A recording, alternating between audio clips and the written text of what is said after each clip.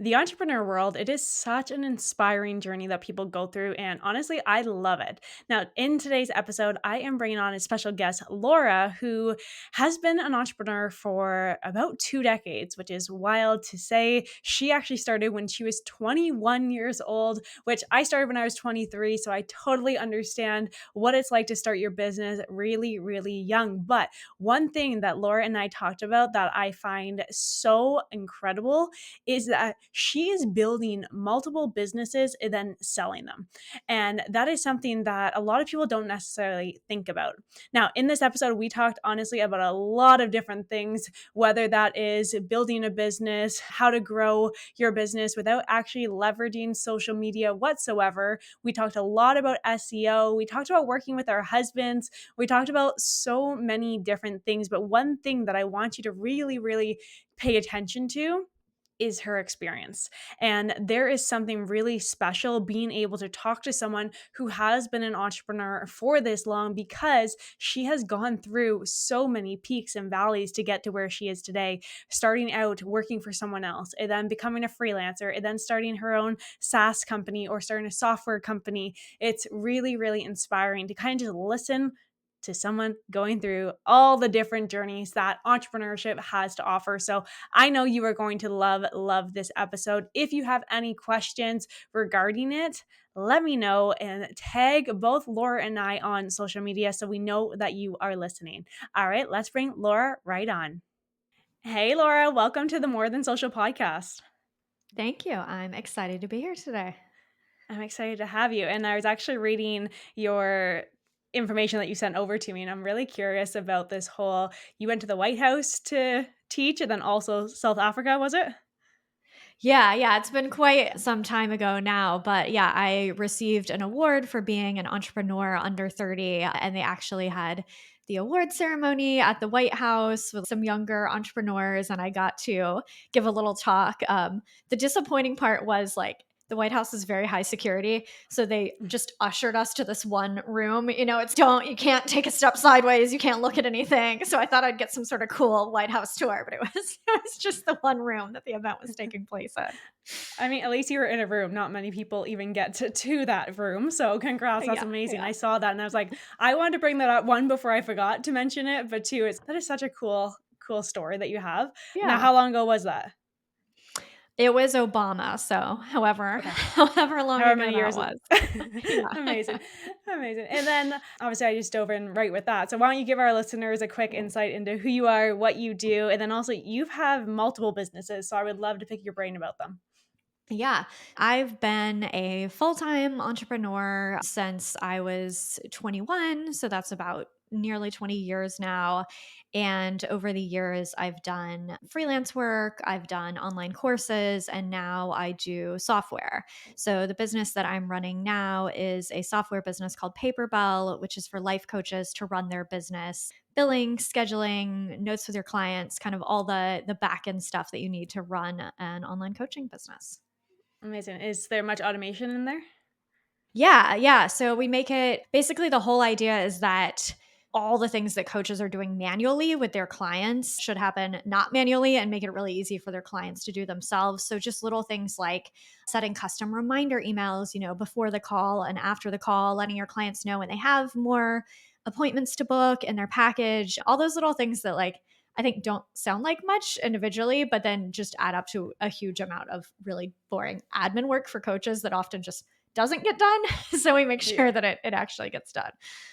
It's actually wild when you think about it. Like I do a lot of automation with my clients too, and it's even booking calendars. It's like the Mm, conversation that you would have with someone. Hey, are you free Tuesday at noon? yeah, Like, no, I'm not. yeah, What about Thursday? It's like it right. doesn't seem like a lot, but it Yeah, is. And it's like I didn't it is. realize how much time I was actually spending doing that until I actually set up the systems in my business. And it's actually wild, but it's such a game changer. It gives you one, the ability to work with more clients if that's the case that you want to Yes. do, or just give you more time to work on other things or live your life a different way. Like it's a really powerful tool once you actually set it up. Now, Yes. so you started when you were 21, which is awesome. I started my business when I was 23, so a little Mhm. bit, not much older, but a little bit older. Yeah. Curious about that because when I first started, everyone was like, "Oh, you're so young, like get a real Yeah. job, like all that stuff." How was it from your perspective starting a business so young?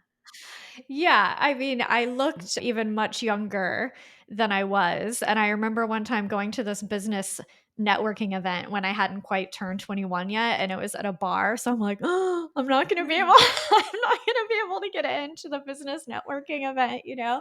But I found that, some people were rude and some people were dismissive, but more often when people had those reactions, they were genuinely like, "Oh, wow, that's crazy how young you are." And you could kind of choose to take it as a positive thing or a negative thing, you know? So Yeah. I just kind of decided to take it as a positive thing. It was true. I was really young, I looked even younger. So when people would make those comments, I was just like, yeah, I'm like excited to get started early, looking for advice. I don't know anything if you want to help me out, And I did find some great people that were really willing to mentor me and share what they learned. So yeah, I think, we all have those kind of insecurities and strengths and weaknesses. And I think the more you can not hide from that stuff or pretend it's not true and just embrace it, it usually makes Mhm. the journey a lot easier.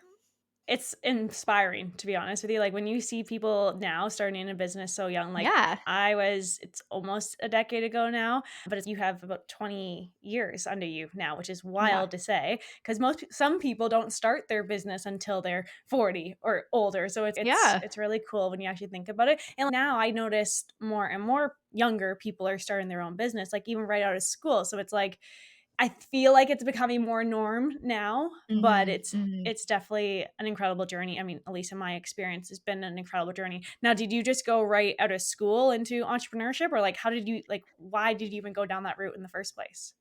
Yeah, so I only had one job in between. So I graduated from university a year early. So I started out a bit younger anyway. And then I had one job that lasted for like a year, year and a half, maybe at an ad agency. And I was a designer. And actually, I was kind of doing the math on like how long it would take me, one, to be at a good amount of money, and two, Mhm. to kind of do more of the client interaction because I actually thought that all the kind of larger marketing advertising strategy stuff was really interesting, but designers usually weren't really in on the strategy at agencies until they're kind of like a creative director type of level. And so Mhm. I'm like, okay, I want to be a creative director. I'm kind of like, man, it's going to be like 10 years before, I'm going to be at that level. And I really thought, okay, well, if I start freelancing and I start working with my own clients, then I'll get to do everything, then I will get to advise them on the strategy and I'll do kind of the business side. And I think a lot of creative types like really don't like doing the business side. But for me, I was kind of more excited about the business side, which of course is where I've ended up now, not being a Mhm. designer anymore, but being someone who runs a business because I found that was the more interesting part for me. Yeah, I mean, I love running a business. I think it's definitely fun. I mean, definitely ups and downs with it, but some people, when they first start out as a freelancer, so in your case, you like doing the whole strategy side of things from a Mhm. marketing perspective. Did you have the entrepreneur knowledge to be the HR, the marketer, the accountant, like all the things? Like you have to wear all the hats when you first get started. So, was there any struggles at that point, or was you kind of easily stepped into it?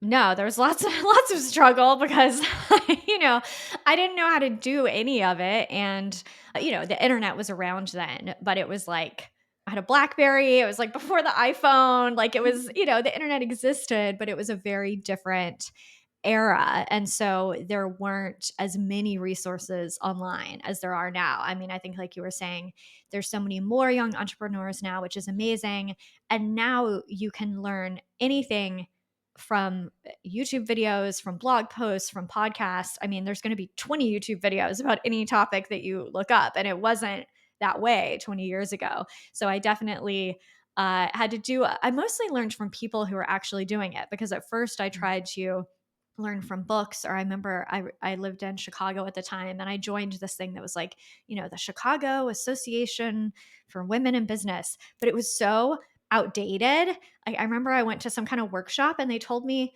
that I needed to know my tax code for I was like, what? Like, you really need to know which tax code your business is in. And I'm like, I don't really think this is helpful, Yeah, I definitely learned from real people doing it, Mhm. which it's funny because that's really still the case. It's just now, luckily, these people are making podcasts and YouTube videos, that we can all all learn from together. What year did Facebook come out? Was that 2005, I think?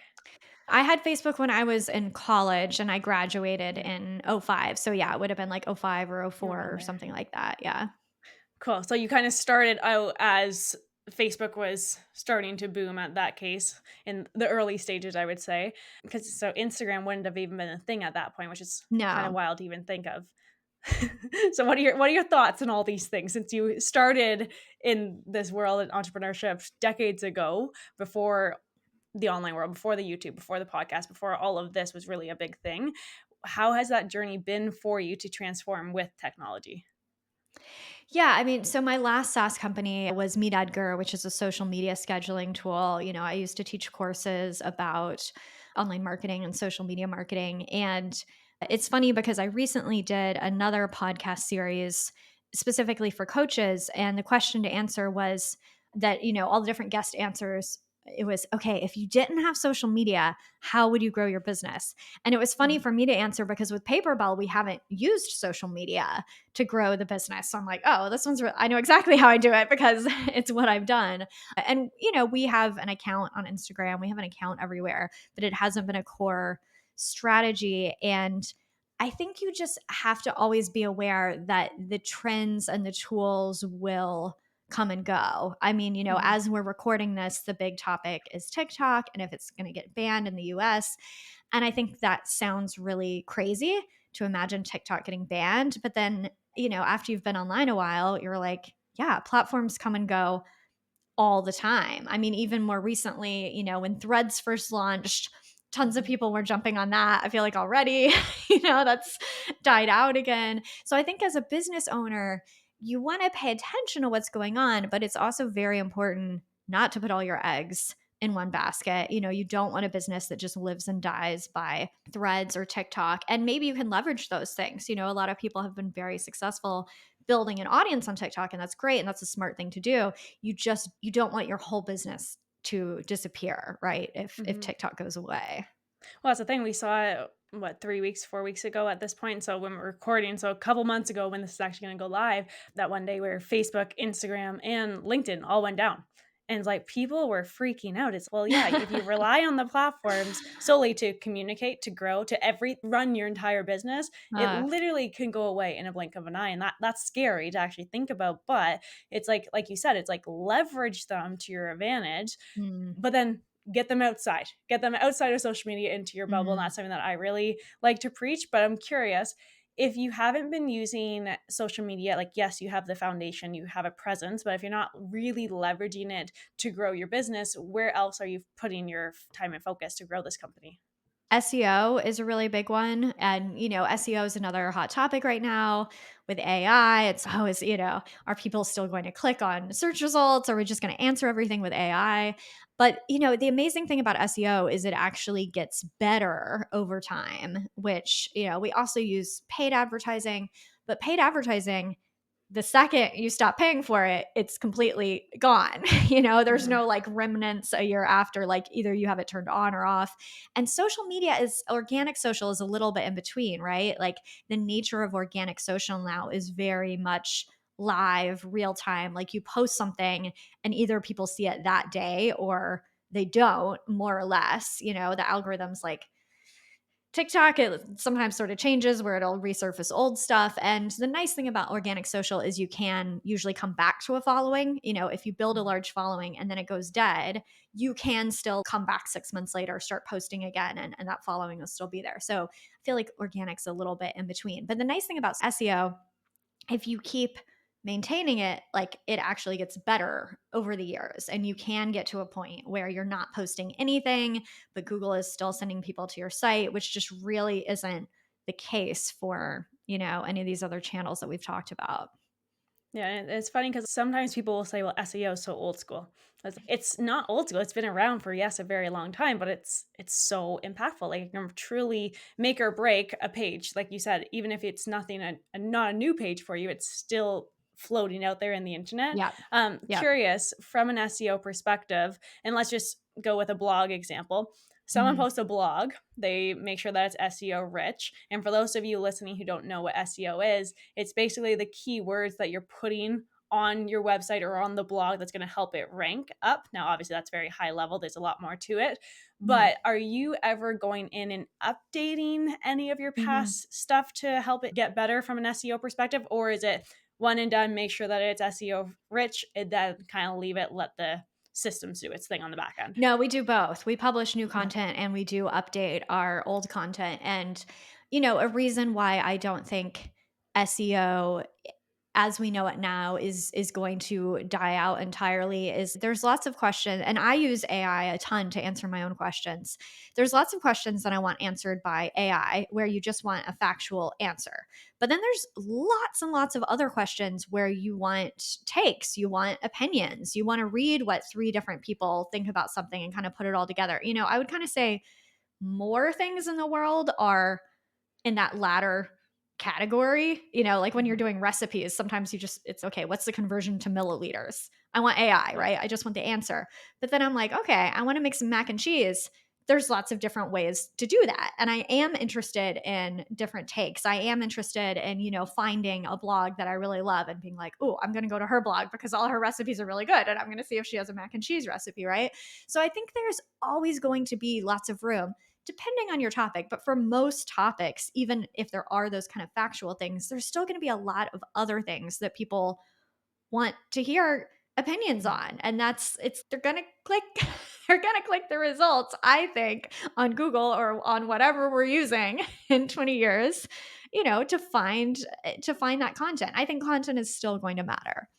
No, yeah, and I agree, and I think it's the human connection. Mm. Yes, AI can get you some great information if you need to use it, but it all comes back to human connection. And because everything's online, it's where we are missing that human connection, I'll say, Mm. except for when we're writing our own voice, when we're writing our own Mm. opinions, when we're writing our own thoughts. It's like AI is not going to take that away, in my opinion. But when you are updating your content, so is it blogging that you're doing mostly? Yeah. Yeah. Okay, so let's say that you have a blog from 6 months ago, a year ago, whatever Mhm. it is. How do you know when you should actually be updating the SEO? So we kind of use a mix of techniques. Sometimes we're looking at just purely age. Sometimes we're looking at articles that aren't ranking very well and thinking like this should be ranking better. And as far as how to update it, it's just genuinely trying to make the article better, and that's the Mhm. whole thing with SEO is you can get really sucked into all this AI stuff and forget about, okay, but is this article better? Like maybe you made Mhm. it, longer, maybe you put more words in it, but is it more useful? And maybe that's answering a question you haven't answered. Maybe that's like maybe you have a lot of copy and you're like, actually, this would be really useful as a bulleted list of the top three things. So let's take that content and let's add a bulleted list on the top. And that's kind of you need to know SEO best practices, absolutely. But I do think it's true that if you just keep focusing on, okay, I'm going to create up to date content, with a point of view that's genuinely helpful, you kind of can't lose. And we do hear from people all the time that they did come check out our software because they really came to trust our blog. Like if you're searching for Mhm. anything related to a coaching business, you're going to find our blog. And we have heard from people like, okay, I always see your posts come up and now I click on your posts because they're good, and it builds that trust in our company. Now, are you doing anything outside of the online world to really promote your business? No, actually we don't. It's all online. I think doing things like conference sponsorships or things like that can be a really good strategy. For the coaching world, we found it's really tricky because it's very very fragmented. There don't tend to be like a few huge conferences. There tends to be 100 tiny ones. So just Mhm. logistics wise and spend wise, we're a bootstrap company, we're a small company. I would love to be able to send humans to all the tiny conferences and meet everyone there. But when we're looking at spend, unfortunately, it just doesn't make sense. Yeah, yeah. At this point, at least, you'll get Yeah. there. Yeah. Exactly. Future goals. Okay, Yeah. so then you work with life coaches specifically with your program. Curious, why did you go that niche just to life coaches? Like, have you been a life coach in your past? No, and I mean it's not that we just work with life coaches. Life coaches are sort of the type of coach and consultant that we tend to have as a customer. Not fitness coaches is really what I'm saying. The software was really designed for people that are selling hours of their time. So Okay. fitness coaches tend to have like a program, like meal plans, or like they're delivering video content with the exercises or whatever. We're really designed for coaches and consultants who are like, I'm selling you a block of 6 sessions that are an hour each. That's like a very typical use case. So we have a lot of life coaches, a lot of business coaches, career coaches, relationship coaches, and really it's something I've done some business coaching. I'm more of a consultant, a true coach kind of asks you questions. I'm like a tell you what I Let's think get this done. type of business, coach consultant. I've done a bit of it, and we had customers who were coaches at my last business, MeetEdgar, because it was geared towards that kind of freelancer, solopreneur, creator market. And I just saw what a growing industry coaching is. And I also just am personally a big believer in coaching. Like I love receiving coaching. I think it really helped me to grow and improve personally. And I just kind of love the idea of a business that enables more of that to happen. Amazing, I love it. And now, so inside of your actual program, I know you touch on you do a lot of the tedious tasks. If Mhm. someone's listening right now and they're like, "What tedious tasks are you talking about?" What would be like the biggest task that you find, whether it's coaches, consultants, just a Mhm. business owner in general, that people do all the time that they don't necessarily need to be doing? Okay, invoicing and payments. Like you said, like scheduling is a huge one, but also getting paid. It's so funny how many freelancers do work and don't get paid for it. And it's very, very common in the coaching world is they like sign a client and they're like, "Oh yeah, I'll send you an invoice later." And then they get kind of behind on their invoicing, and then they get, this pile of work where they're like, "Oh, who owes me money? How many sessions?" This was such a common thing we heard in our research for this company is they're like, when I'm trying to figure out how many sessions I've had with a client, I'm like opening up my calendar, I'm opening up my email, I'm looking through my text messages. Oh wait, we canceled that one. We didn't actually do it. It sounds like such a small thing, but just figuring out who owes you money, who's late, like how much they owe, who's paid already. So with Paperbell, the billing is all done one like on the client's credit card. So you're not manually sending out an invoice. You're sending them a link where they pay, they schedule, they get any onboarding materials. It's all happening in one link. And your client's paying before they can schedule the coaching. So sometimes people are like, "Oh, I like to coach first and then invoice." I'm like, "No, you can't do that with my software because I don't think that's the best way to run your business. Like, get the payment. Sometimes it's a payment plan, or a subscription or something like that. But having the sessions and invoicing later is just not a smart way to run your business. So with Paperbell, you're always collecting payment. If it's over time, you're collecting that credit card. The payments are happening automatically. It's just getting pulled from your client, not you reminding, not you invoicing. And, also, I find that so many coaches and just any kind of freelancer, they hate to talk about money. I was just They gonna say just want that. to, Yeah. yeah, they want to work with their client. They don't, especially like with something like coaching, like how awkward is it to be having this super intimate conversation? And then you're like, "By the way, you owe me $200. I know we're just crying about, whatever's just happened in your life and pay up." So I find that people love using Paperbell because they can kind of separate all the business stuff happens automatically and they can really spend their time with their clients doing the coaching instead of being like awkward, like your payment's overdue.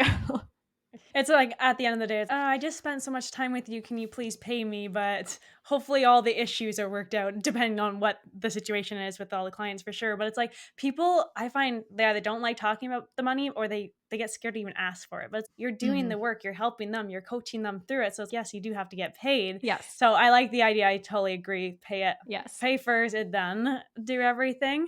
Out of curiosity, so with your program, are you connecting it to Stripe or PayPal, or do you have your own online processor? Stripe and PayPal. Yeah, so you can Okay, connect either one. Mhm. amazing. And then what other features does it do? Oh man, okay. I'm trying to think of everything. So, Give me the list. um yeah. So scheduling, and we have all the scheduling functionality of, all the standalone tools where you can do stuff like have different schedules on different days. We integrate with Apple Calendar, with Outlook and Google Calendar. So whatever calendar you use, it'll all be synced up. We create online packages and we create an automatic landing page for that package, as well as like a shop page with all your packages. So you can use us instead of a website if you just want, Mhm. a way to get your services out there. People can pay, people can book. And so you can create all the different types of packages. You can do payment plans. You can do a group coaching. You can do a mix of, one-on-one and group coaching within the same package, which is really cool. So you can do like, okay, we're going to do group, but then everyone gets, a one-on-one kickoff session in the beginning. We also do contract signing. We also do content delivery. So if you have a PDF that you want to send just one client, or you have, an onboarding package that you just automatically want to send all of your clients who sign up for a package, we take care of that. You can take notes privately, or you can share notes with your client.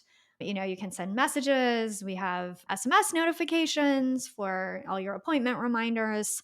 So it gets like a little more detailed for all the Yeah. specifics people want to do, but that's kind of the short version. Yeah, the big things. Amazing. From a back end perspective, you building out this company. So you mentioned that you did research to try to figure out what the biggest complaints were, which obviously you Mhm. do that when you're starting a company. But from development side of things, like I'm just envisioning it's all like custom coded and all of that.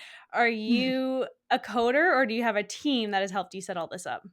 So my co-founder is my husband Chris, and he is a developer. So he has built, the initial version of the software, and now we've hired on more people for the team. But yeah, Amazing. he's the one who does that side. Amazing. I work with my husband as well, so that's kind of cool. How Okay. long have you guys been working together? Like, is this the first company? I know you No, have had many. we've done a few companies together. So I guess the first company we launched together was in 2014. So yeah, we've been working together a while now. Amazing, and obviously it's working or you wouldn't still be doing Yeah. the Yeah, companies yeah, it's together, working. but I always hear, like, people all the time are like, "Oh, I don't know how you work together, like, I can never do that." So it's like, in the beginning, were you guys was it always perfect smooth sailing or, like, how has your journey gone? Yeah, I mean, we've definitely had things that, we've had to figure out. I mean, still do for sure. But I think the reason that it works well for us is because we do have completely different skill sets. So he doesn't know anything about marketing. I don't know anything about code.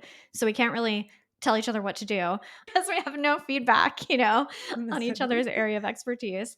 And something else that we do that's, I think, a little unusual, but works really well for us is we don't even really run the business together because he just likes to code. So I kind of run the business. He does that code side, the product side. So that just makes everything easier because there's a lot less things we have to compromise on. You kind of think of co-founders as like discussing everything about the business, all the operations, all the strategy. We really don't do it that way, and it just gives us a lot less things to argue about because it's very clear kind of where we're each the decision maker.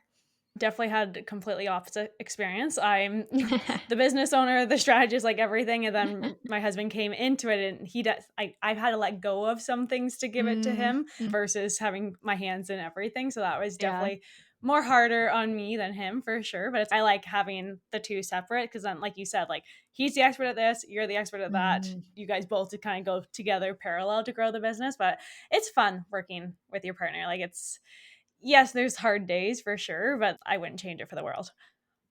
Yeah, it works really well for us. To me, the best thing about it is just that we are completely aligned on priorities. We also have kids, and it's very clear to us that like the business is not the most important thing for our life. So I think if I had a co-founder who, wasn't my husband, me being like, I don't really feel like working for the next 2 weeks, they'd be like, what? But with us, we're very much on the same page about kind of the larger purpose of the business.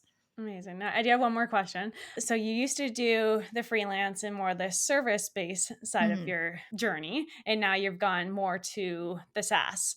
mhm. Why making that switch? What's like the biggest thing for you?